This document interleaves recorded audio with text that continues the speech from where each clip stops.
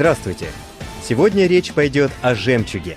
На протяжении веков жемчуг был символом элегантности и богатства. Махараджи Индии и европейские королевы украшали себя жемчугом, символизирующим их престиж. На самом главном балу в мире моды Мет-Гала знаменитости шли по красной ковровой дорожке, усыпанной жемчугом. К платью Умы Турман было пришито более 3000 белых жемчужин, а наряд Рианы в стиле Папы Римского был инкрустирован жемчугом. На церемонии вручения премии Грэмми 2019 года американская хип-хоп-исполнительница Карди Би была одета в костюм, напоминающий устрицу. Самая дорогая из когда-либо проданных жемчужин – кулон Марии Антуанетты. На аукционе 2018 года он был продан за $32 миллиона. Жемчуг Марии Антуанетты был частью кулона с бриллиантами и имеет важное историческое значение, что увеличило его ценность. Но есть и другие факторы, которые определяют стоимость жемчуга. Эксперты считают, что жемчуг, вероятно, является самым сложным для оценки драгоценным камнем. Наука о драгоценных камнях, их составе и свойствах называется геммология. Геммологи считают, что отчасти причина того, что жемчуг Марии Антуанетты так дорого стоит, заключается в том, что это натуральный жемчуг. Это подводит нас к одному из основных качеств, определяющих ценность жемчуга. Натуральный против культивированного. Натуральный жемчуг трудно найти. В дикой природе только одна из 20 тысяч устриц содержит такое сокровище, поэтому и стоит он огромных денег. Но чтобы разобраться в этом вопросе, следует понять, что такое природный жемчуг и как он образуется.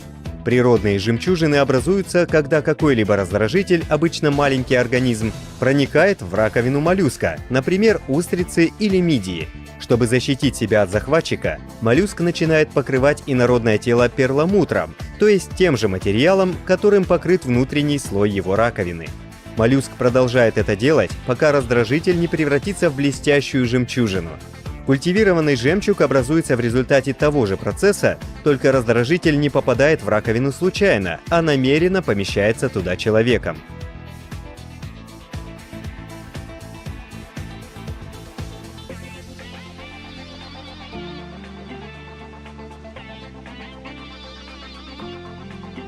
Это самый важный момент в процессе создания, например, жемчужины южных морей. Момент, когда человек вставляет ядро в устрицу, вокруг которого формируется жемчужина. Если он допустит небрежность, то получившаяся жемчужина может оказаться деформированной. Цель этой операции – получить почти идеальную круглую жемчужину с большим диаметром, около 20 мм. Это более чем в 2 раза больше, чем размер более распространенной жемчужины Акоя, которая в основном выращивается в Японии. Такая единственная жемчужина может быть продана за $1500, что намного дороже по сравнению с высококачественной жемчужиной Акоя стоимостью $75.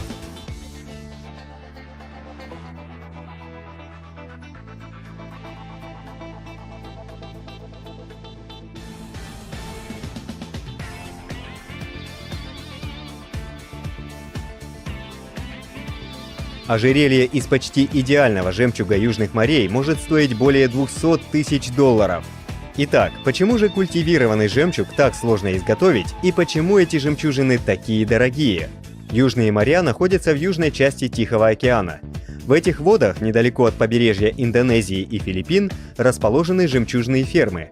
Они достаточно изолированы и хорошо охраняются. На одной из них, такой как Афтхул Перл, расположенной вблизи острова Ламбок, выращивают культивированный жемчуг. Для этого жемчуга требуется вмешательство человека. Он должен что-то положить внутрь устрицы, а взамен получить природный жемчуг.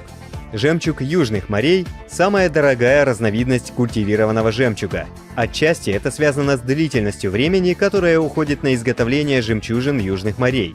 В то же время некоторые пресноводные устрицы могут производить десятки жемчужин меньшего размера в течение 3 месяцев, а вот на выращивание одной жемчужины южных морей уходит около 5 лет. Особенно красиво выглядит золотой жемчуг. Устрица, которая называется Pinctada maxima, может произвести за один раз только одну жемчужину. При их выращивании выживает только 1/4 от всех устриц. Вот почему фермерам, выращивающим жемчуг, приходится прилагать огромные усилия, чтобы устрицы смогли выжить. Все начинается в этой строго контролируемой лаборатории, где лаборанты должны создать идеальные условия для личинок устриц, чтобы они могли превратиться в здоровых, производящих жемчуг особей.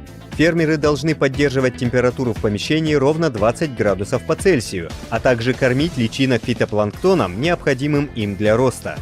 Для этого они соединяют соленую морскую воду с гидроксидом натрия и хранят смесь в течение 5 дней, пока планктона не будет достаточно. Лаборанты кормят планктоном мальков-устриц, находящихся в сети, и наблюдают за их ростом в течение примерно 45 дней. За этот период мальки-устриц достигают в диаметре не менее 1 мм и становятся достаточно взрослыми, чтобы их можно было перенести в море. Устрицы отправляют в море, чтобы сэкономить на затратах, которые потребуются для выращивания более крупных устриц, так как растить крупных устриц довольно дорого. Если их выращивать в аквариуме, то придется покупать планктон, а это может вдвое увеличить стоимость производства. В море устрицы содержатся в теплой воде, где они получают достаточно пищи, необходимой им для созревания. Но именно здесь большинство из них умрут, не произведя ни единой жемчужины. То есть погибает 75% устриц, а это значит, из 10 тысяч особей выживет только 2500. Это вынуждает фермеров, выращивающих жемчуг, ежемесячно проверять устриц, чтобы убедиться, что они все еще растут, едят и здоровы.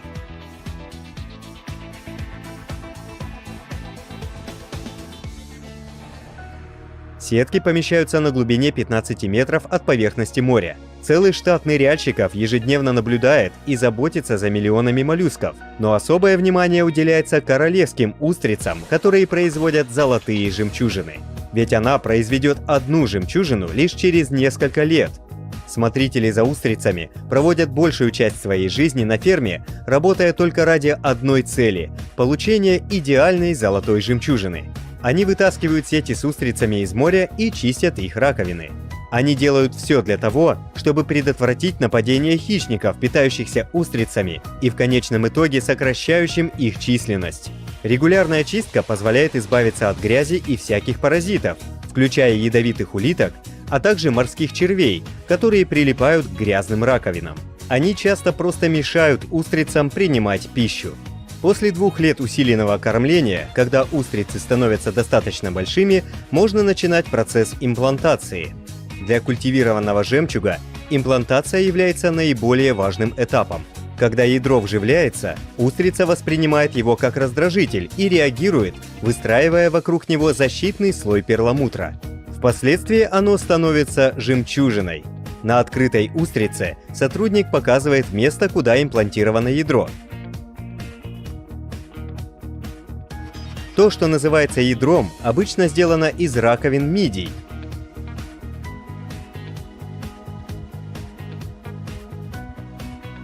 Работник разрывает половые железы устрицы и вводит ядро в их сердцевину. Затем под ядро он добавляет сайбо. Сайбо – это ткань мантии, вырезанная из другой устрицы, которая окружает имплантированное ядро. Мантия – это именно тот орган, который строит раковину устрицы, переваривая пищу. Материал, созданный мантией, называется перламутром. Качество жемчуга очень важно, и поэтому без имплантации устрица вообще не даст жемчуга. Имплантацию доверяют только очень опытному сотруднику, а их единицы. Это связано с тем, что ядра стоят недешево. Фермеры покупают ядра в Японии. Их стоимость такова, что кроме налога на импорт, затраты забирают около 20% прибыли хозяйства. Фермеры говорят, что получить разрешение на импорт этих ядер очень затруднительно, и это не позволяет им купить достаточно ядер для расширения своего бизнеса. После имплантации ядра особое внимание уделяется тому, как вокруг него образуется перламутр. Здесь важно не допустить деформации жемчужины. Необходимо получить большую, почти идеально круглую жемчужину. Рабочие регулярно переворачивают устрицы, кладут их в защитные сети, после чего возвращают в море. Уникальный, мягкий, атласный и золотой блеск жемчуга южных морей, а также густой перламутр являются результатом воздействия теплой воды, в которой растут устрицы.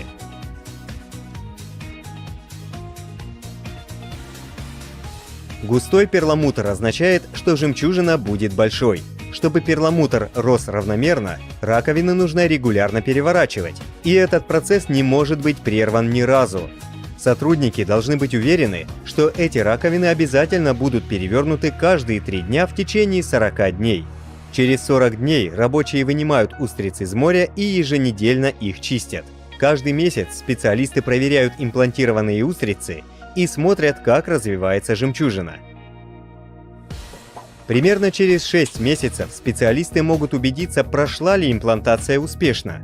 Для этого раковины устриц пропускают через рентгеновский аппарат. Рентгеновский снимок показывает оптимальный размер, говорящий, что жемчужина должна быть готова к добыче через 1,5 года. Здесь стоит не забывать, что 20% устриц избавляются от инородного тела. Тщательное наблюдение за устрицами проводится в течение 2 лет, до тех пор, пока не наступит момент, когда можно будет собрать первую жемчужину. На первом этапе, обычно это в течение первых 3 лет, произведенный жемчуг будет весить от 0,8 до 1,3 грамма и достигать диаметра от 7 до 11 мм. Специалисты имплантируют одну и ту же устрицу еще 2 раза. С каждым разом урожай жемчуга становится все больше. К 3-му урожаю жемчужина может достигать в диаметре более 20 мм и весить более 8 граммов. Но сколько бы жемчужные фермы не инвестировали средств в интенсивную работу по выращиванию устриц, положительный результат никогда не гарантирован. Из выживших устриц только 20% устриц производят самый ценный вид жемчуга. Эти жемчужины почти идеально круглые, блестящие и имеют большой размер. Именно по размеру, блеску, форме и цвету оценивают жемчуг. Наиболее крупные, круглые и блестящие жемчужины с минимальными дефектами получают высшую оценку. Золотые жемчужины могут служить 70 лет. Чтобы их оценить, нужен натуральный дневной свет. Он позволит судить о жемчужинах и увидеть, как свет изменяется на их поверхности. Блеск, форма, толщина, цвет и размер поверхности – все это определяет будущую стоимость жемчужины. Готовые жемчужины фермеры продают ювелирам, которые делают из них ожерелья, серьги и кольца. Ювелиры пытаются найти жемчуг с наиболее высокой оценкой, которую только можно найти, но это бывает нелегко. Поэтому они часто сталкиваются с нехваткой материалов для работы. Конечно, низкие сорта более доступны, но выглядят они более грубыми, асимметричными и лишенными блеска. Такие жемчужины в ювелирном мире наименее желательны. Но даже самые высококачественные жемчужины не бывают идеально круглыми. Связано это с тем, что несмотря на то, что они выращены искусственно на фермах, это все же натуральный жемчуг. Так что найти почти идеальную жемчужину, не говоря уже о том, чтобы сделать ожерелье из таких жемчужин, крайне проблематично. Одному из ювелиров потребовалось 9 лет, чтобы найти достаточное количество жемчуга наивысшего класса для изготовления этого ожерелья. В конце концов, ювелиру удалось продать ожерелье одному из покупателей за $36 000. Поэтому ювелирам выгоден поиск такого дорогого жемчуга, и в этом они в основном полагаются на фермеров. Сегодня подавляющее большинство жемчуга на рынке – это культивированный жемчуг. Сотрудники Американского геммологического института с использованием рентгеновских лучей могут легко определить, натуральная жемчужина или культивированная. Ежегодно руководители некоторых ювелирных компаний проводят оценку жемчуга, полученного в южных морях. Оценивается качество драгоценных жемчужин. Сотрудники отбирают идеальные золотые жемчужины. Они отбирают их по размеру и цвету.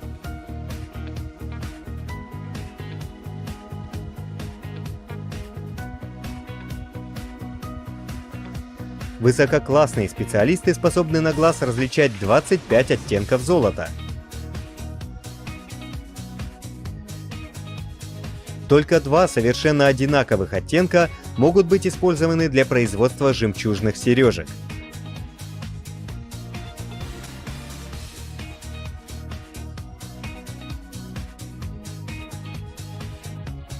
По итогам оценки заключаются сделки на приобретение жемчуга. Подводя итог, можно сказать, что жемчужины, и найденные, и созданные человеком, это искусство природы. Бесспорным фактом остается то, что они выросли внутри живого организма. поэтому невозможно полностью проконтролировать, как и когда они формируются, особенно в дикой природе. Поэтому если вы когда-нибудь откусите что-то твердое, поедая устрицу, взгляните на это, прежде чем его выбросить. Это может быть больше, чем сгусток песка. На этом все. Если вам понравилось это видео, ставьте лайки и подписывайтесь на канал. До новых встреч!